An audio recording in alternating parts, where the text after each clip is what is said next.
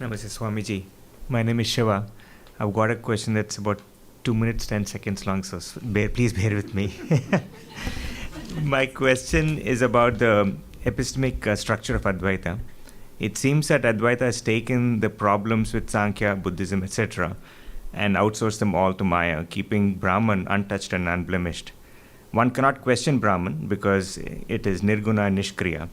One cannot question Maya because the question itself is wrong. Space, time, and causation are within Maya, so one cannot ask why Maya. And within Maya itself, Advaita defers all explanations to science. So the question is, what can one ask of Advaita? That got me thinking about the principle of falsifiability. Advaita as a knowledge-based system should have a principle of falsifiability, like any scientific hypothesis.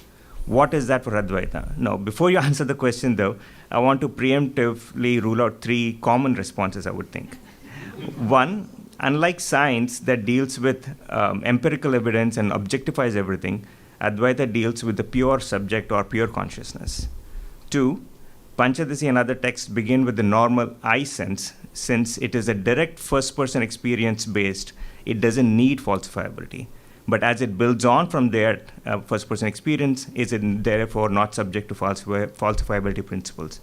And lastly, as one probes deeper into Advaita, we come across paradoxes, at which point we've heard you talk about there's no more explanation possible. It is then up to the intuition to take a final turn towards oneself.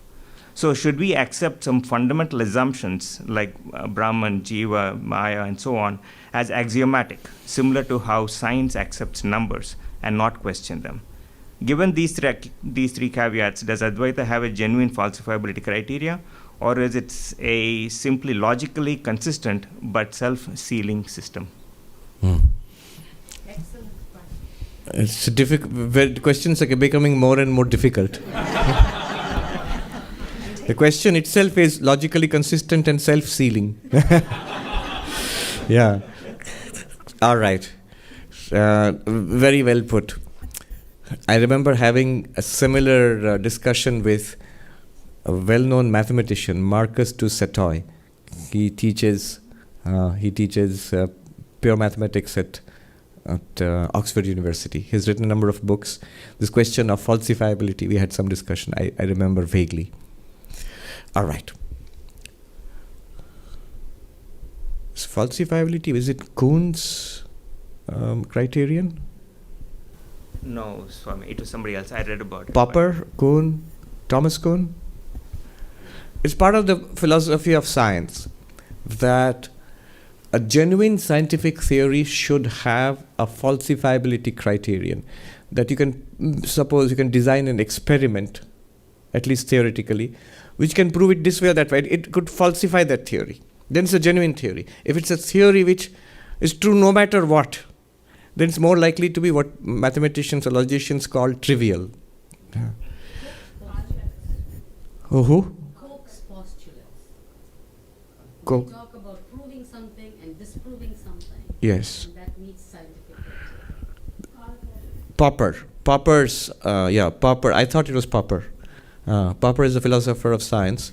So either Kuhn or Popper. Kuhn is paradigm shift. Thing.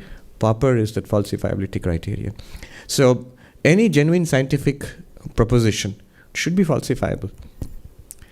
Is Advaita falsifiable? No, it's not. If you understand it carefully, what it's trying to say, it is inevitable. It is necessary. But only if you understand it. And why? What are the logical reasons? One is, from the perspective of the enlightened one, it's an obvious fact. I'll give you 2 perspectives, our perspective and the enlightened one's perspective. From the enlightened one's perspective, it's an obvious fact. An enlightened one will say, come up with your falsifiability theories, your alternative explanations of the state of existence, what we experience, and he will disprove all of that.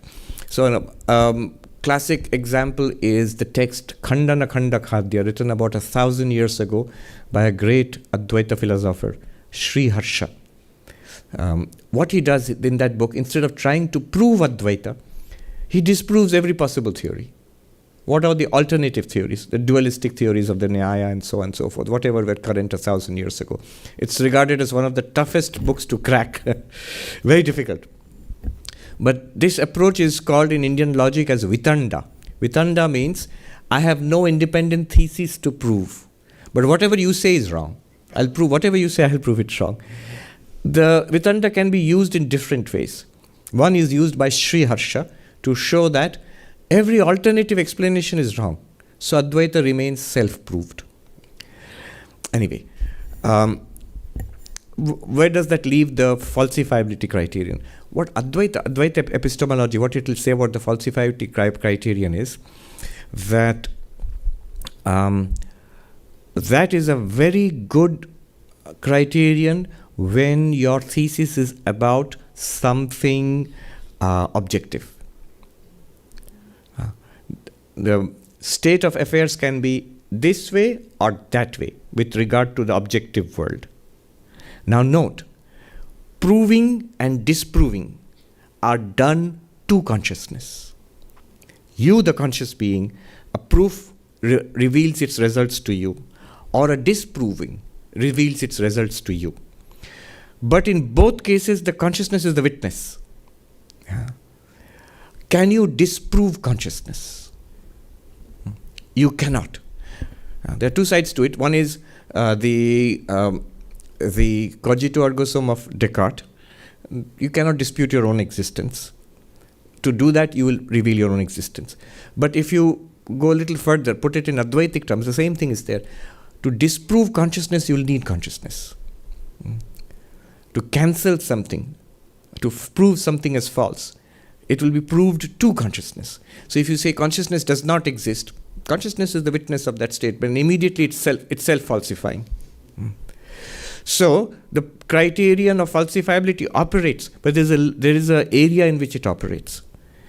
All scientific theories are about the universe of objects, and there the criterion of falsifiability is a very powerful criterion to apply. Is there a genuine statement being made about how things are in the world? Are they this way or that way? And but both this way and that way are presented to one consciousness. So that cannot be disproved. Does that deal with your question? That's one of the three exclusions I said. Please Yes. don't. No, the exclusion you said was the first exclusion, which you talked about in Panchadashi. No, that was second. The first one was that science deals with objectifies everything, while Yes. this is pure consciousness. So that's the answer that you just did. Yes, but then notice what I'm doing is the falsifiability criterion I'm pushing into the world of objects, The world of objects. and which it is obviously so. Why this seems unacceptable to a scientific mind is the scientific mind thinks all reality is objective. Whereas Advaita says the universe of reality, the objective universe of reality, phenomenologically speaking, in our world of experience, is presented to consciousness. So consciousness must be a given reality before we accept the world of objects. Let's bring in arguments against materialism here. I'm bringing in an argument from a thinker, Bernardo Kastrup here. He says, in 4 steps, to expose the strangeness of the materialistic reductionist claim that everything must be in the world of objects, and therefore falsifiability criterion also will apply. So he says, just look at the claim. 4 steps. The first step is, I am conscious. Consciousness is there, and I am conscious. That is obvious. Nobody denies it. The materialist also does not deny it. The idealist also does not deny it. Idealist, in fact, claims that, begins there. So I am consciousness, or I am conscious. That's very clear to all of us. Step 1 is clear to all of us, and nobody ever denies it. Second step, there are others like me who are conscious. This is, you're already relaxing your logical rigor a little bit. Why? Because although others are there, I can see, I don't have direct access to their consciousness. This in Vedanta, in philosophy is called the problem of other minds. How do I know? Only inferentially I can sort of judge that they are conscious. Why is this acceptable? It's acceptable because on the criterion of repeatability, it has happened at least once. In my own case, I see I am conscious. I can directly experience. And I can see similar beings like me. They're similar to me. They look like me, they behave similarly. So I can accept at a stretch, little jump, that they are also conscious just like me. Second step. Already we have relaxed the logic rigor a little bit. Third step, even further. This world of objects which appears is real and independent and exists external to consciousness for which there is no actual proof in experience. Right. And there cannot be. That's the thing. You can't jump out of consciousness for anything. Consciousness is global. True. All knowledge and ignorance is knowledge and ignorance to consciousness. If their argument is that no, there is so many things which are outside consciousness. You don't experience the world outside the building. But I experience it as the unknown world. Right. In my consciousness. So the whole universe divides neatly into the known. Right now, known by me, I mean something very paltry like sensory experience. And unknown, the vast unknown around me. Here itself also so many things are unknown. But they are all known and unknown in consciousness.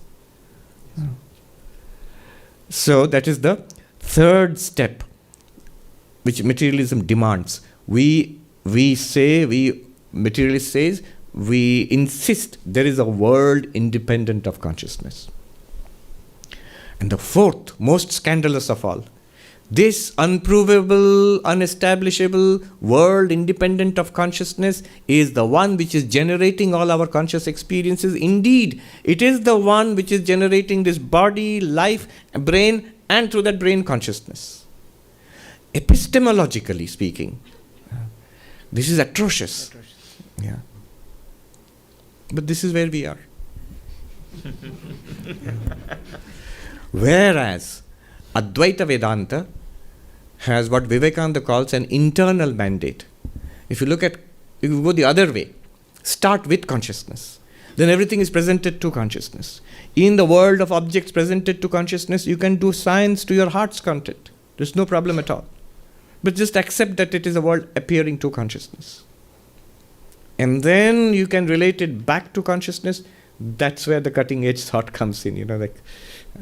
How can we relate this world of objects to consciousness? Advaita Vedanta is a very simple way of relating the world of objects to consciousness. It must be consciousness in some way.